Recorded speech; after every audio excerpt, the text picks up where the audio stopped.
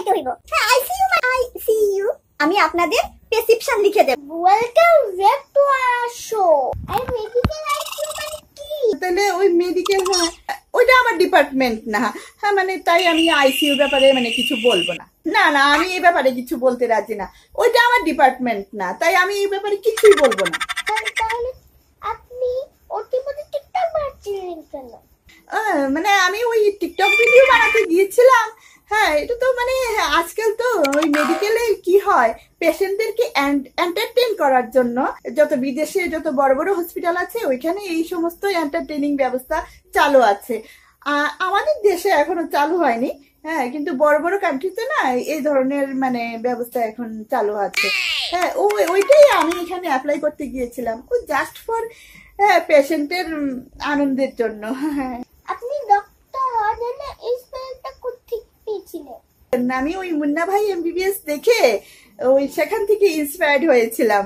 ও মুন্না ভাই এমবিবিএস, ও ওইটা আমি দেখেছি। ছোটবেলা থেকে না আমার ডক্টর হওয়ার ভীষণ মানে ডক্টর হওয়ার মানে এটাই মানে হওয়ার আমার ভীষণ শখ ছিল। হ্যাঁ তাই পড়াশোনা করছিলাম, তাই মানে আমার ইটানিটা এখনো চলছে। আপনার ইংলিশে কতদিন চলবে?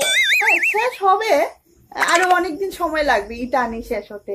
মানে ভালো করে ধাপে ধাপে বছরের পর বছর অনেক ধাপে ধাপে শিখতে শিখতে ভালো করে একদম পাকাপুক্ত ডক্টর হওয়ার পর তারপর আমার ইটানি শেষ হবে। ডক্টর হওয়ার পর কি করবেন? ডক্টর হওয়ার পর কি করব, প্রেসক্রিপশন লিখবো আর কি।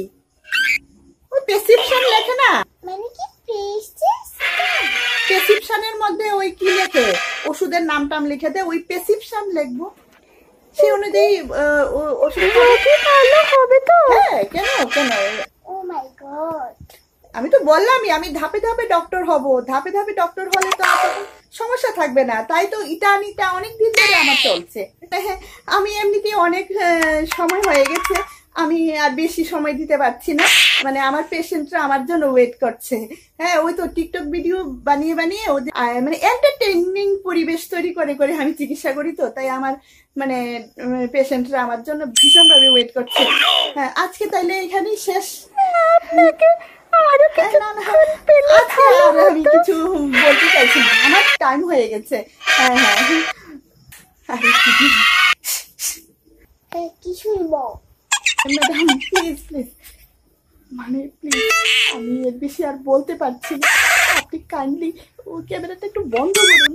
আর এর বেশিক্ষণ আপনি যদি আমার ইন্টারভিউ নেন তাহলে আমারই ব্রেন স্টু হয়ে যাবে।